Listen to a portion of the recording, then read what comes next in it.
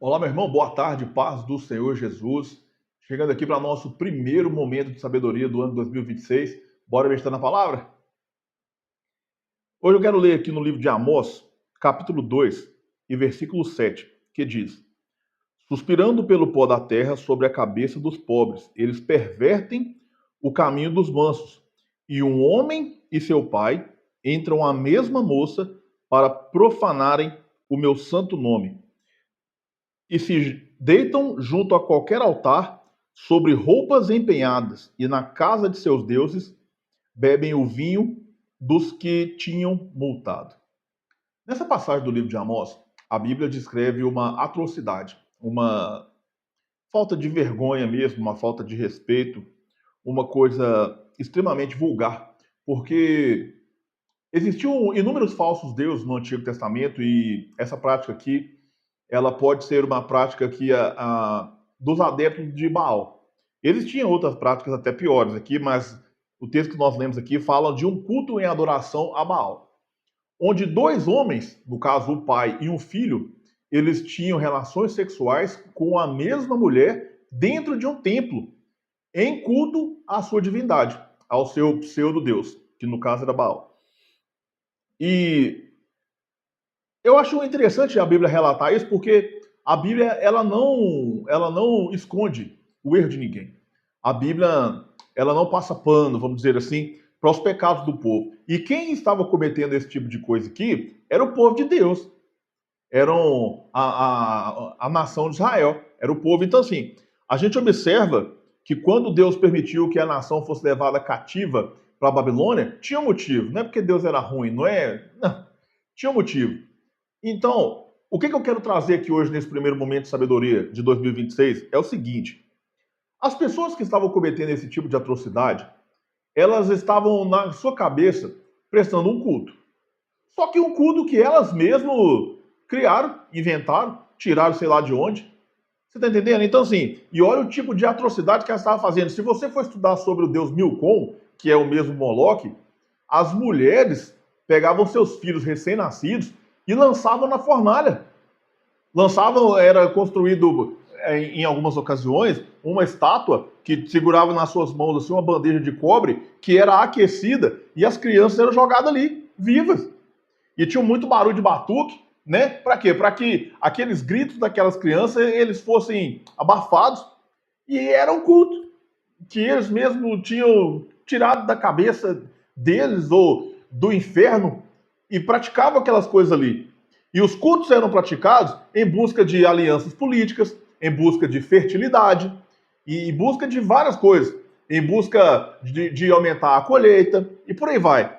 Então, assim, trazendo para os nossos dias, o que isso tem a ver? Tem a ver que nós não podemos escolher a forma com que nós prestamos culto a Deus. Hoje existe uma infinidade de pessoas, uma infinidade de igrejas, um monte de crenças esquisitas que elas estão completamente fora da visão bíblica. E às vezes as pessoas, eu já cansei de ouvir as pessoas falando assim: ah, nós temos que adorar a Deus assim, assado, que é o nosso culto racional, é o nosso culto com a inteligência. Não, culto racional não tem nada a ver com intelecto. Nós devemos adorar a Deus, que é o nosso culto racional, de forma honesta, de forma justa e de forma bíblica. O nosso culto racional é que nós venhamos prestar ao Senhor o verdadeiro culto que a Bíblia estabelece. E o nosso relacionamento com Deus é como um casamento. Se você se casou e você quer ter práticas de solteiro, você vai ter muitos problemas. Se você é homem e quer viver como se ainda fosse adolescente, ou se a sua mãe cuidasse de você, você vai ter muitos problemas.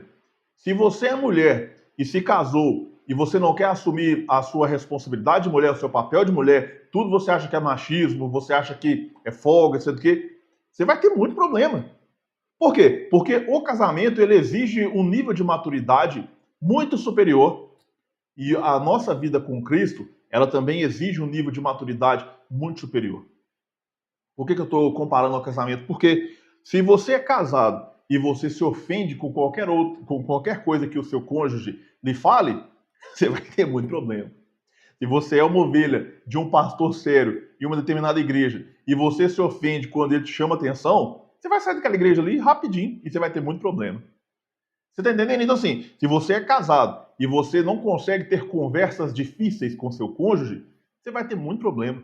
Se você faz parte de um determinado grupo religioso, de uma determinada igreja, e você não consegue conversar com seus irmãos, você não consegue ter um tempo para dialogar quando houver algum problema, você vai sair daquela igreja, é questão de tempo e vai ter muito problema. Então, o evangelho, assim como na vida real, o casamento, ele precisa de maturidade.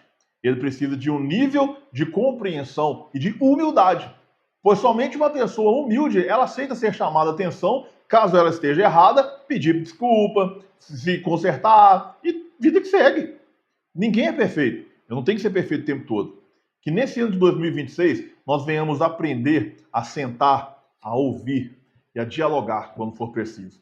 E principalmente assumir a nossa responsabilidade como cristãos e entender que quem estabelece a forma de culto que nós devemos prestar é Deus, não somos nós. Hoje nós gostamos, nós, enfim, não todos, mas algumas pessoas, elas gostam de pagar, entre aspas, o dízimo e ofertar. Por quê? Porque elas não querem pregar, elas não querem assumir um cargo nenhum. Ser um ministro de louvor, ser um obreiro, ser qualquer coisa. Então o que ela faz? Ela vai ali dar uma oferta. Porque não, eu já estou pagando. Então, outro prega, outro louva, outro pastoreia, outro expulsa o demônio, outro visita, outro limpa a igreja. Nós queremos ficar no ambiente da comodidade. Mas no ambiente da comodidade, o seu músculo atrofia. Não há força, não há saúde e não há crescimento. Arregace as mangas. Nesse ano de 2026, trabalhe para Cristo. Trabalhe por Cristo. Se entregue para Cristo. Seja útil. Seja útil. Não estou dizendo que você tem que virar pastor, ou que você tem que pregar, ou que você tem absolutamente nada. Eu não estou dizendo que você tem que fazer absolutamente nada. Eu estou dizendo que você precisa mergulhar nessa palavra e se dispor.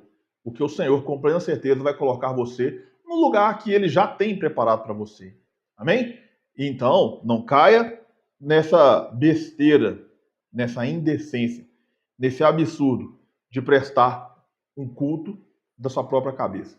Aí eu adoro assim e Deus entende. Aí eu sirvo Deus é assim e Deus sabe todas as coisas.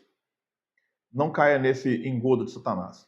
Amém? Esse foi o nosso momento de sabedoria para 2026, primeiro do ano. Espero que venham muitos. E ó, se você chegou até aqui, compartilhe esse vídeo, marque seu amigo, ou sua amiga, seu irmão, quem você quer que ouça, você acha que precisa ouvir essa palavra.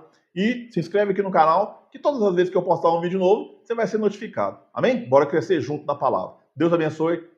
Paz do Senhor.